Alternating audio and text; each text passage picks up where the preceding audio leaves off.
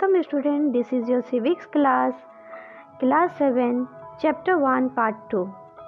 Your today's chapter name is Equality in Indian Democracy. Other kinds of equality. Kanta is one of many people who live in democratic India and who have the right to vote, but whose daily living and working conditions are far from equal. Apart from being poor, people in India experience inequality in different ways. Let us see what this means by reading the two stories given below. Each of these is based on real incidents in people's life and reflect the different kinds of inequality that exist in India. अन्य प्रकार की असमानताएं। कांता उन बहुत से लोगों में से एक है जो भारतीय लोकतंत्र में रहते हैं और जिन्हें मताधिकार प्राप्त है, लेकिन जिनका दैनिक जीवन और कार्य करने की स्थितियां समानता से बहुत दूर है। निर्धन होने के अतिरिक्त भारत में लोगों को अन्य अनेक कारणों से भी असमानता का सामना करना पड़ता है। इसका असर हम निम्नलिखित दो कहानियों को पढ़कर समझेंगे। ये दोनों ही वास्तविक घटनाओं पर आधारित है और भारत में होने वाली विभिन्न प्रकार की असमानताएं पर प्रकाश डालती हैं। One of the more common forms of inequality in India is the caste system. If you live in rural India, your caste identity is something that you probably learned or experienced very young. If you live in urban India, some of you might think that people no longer believe in caste. But just look at these matrimonials shown from a leading English newspaper, and you will see how important the issue of caste continue to be in minds of highly educated urban Indians. Bharat में समानतः प्रचलित असमानताओं में से एक है जातिगत व्यवस्था।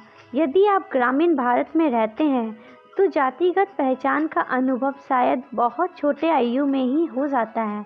यदि आप भारत के शहरी क्षेत्र में रहते हैं तो शायद यह सोचेंगे कि लोग अब जात पात में विश्वास नहीं करते, परंतु जरा एक प्रमुख समाचार पत्र के वैवाहिक विज्ञापन के कॉलम को देखिए तो आप पाएंगे कि उच्च शिक्षा प्राप्त शहरी भारतीय के दिमाग में भी जाति कितनी महत्वपूर्ण है।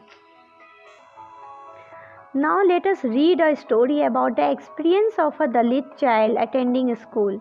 You have already read about Dalits in class 6 book. Dalit is a term that so-called lower class use to address themselves. Dalit means broken, and by using this word, lower caste are pointing to how they were and continue to be seriously discriminated against. आइए अब एक कहानी school जाने वाले एक दलित बच्चे के अनुभवों के बारे में पढ़ें। दलितों के बारे में आप पहले ही पिछले वर्ष की पुस्तक में पढ़ चुके हैं।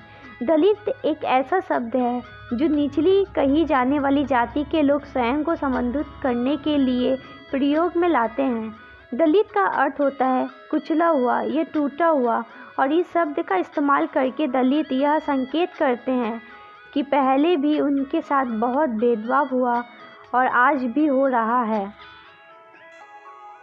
Om Prakash Valmiki is a famous Dalit writer. In his autobiography, Jothan, he writes, I had to sit away from the others in class, and that too on the floor.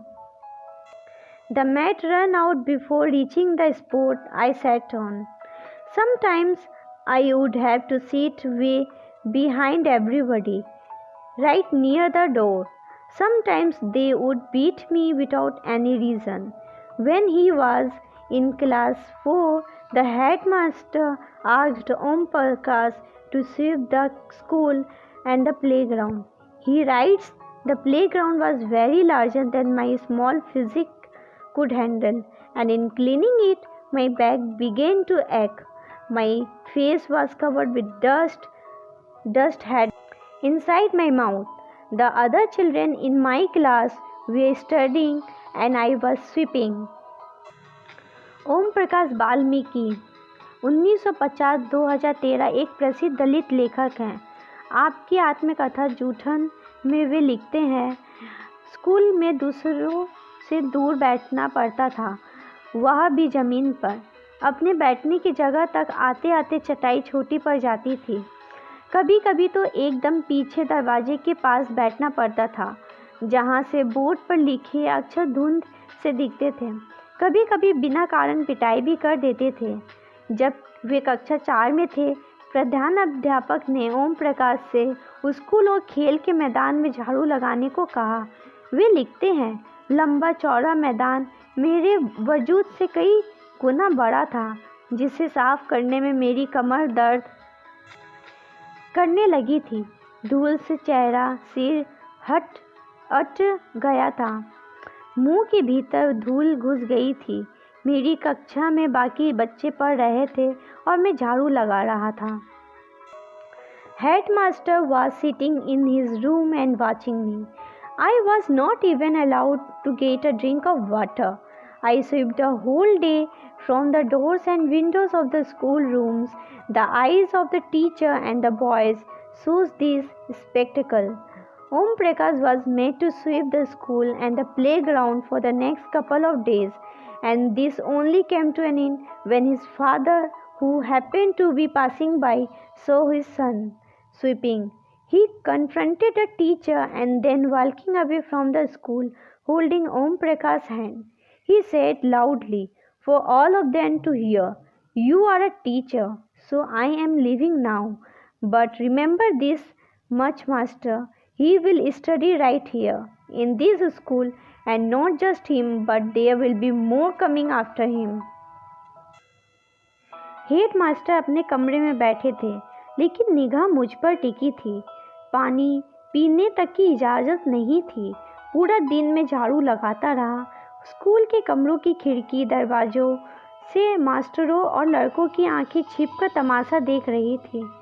Om Prakash के से अगले 2 दिन तक स्कूल और खेल के मैदान में झाड़ू लगवाई जाती थी, और यह क्रम तभी रुका जब उधर से गुजरते हुए उसके पिता ने अपने बेटे को झाड़ू लगाते देखा।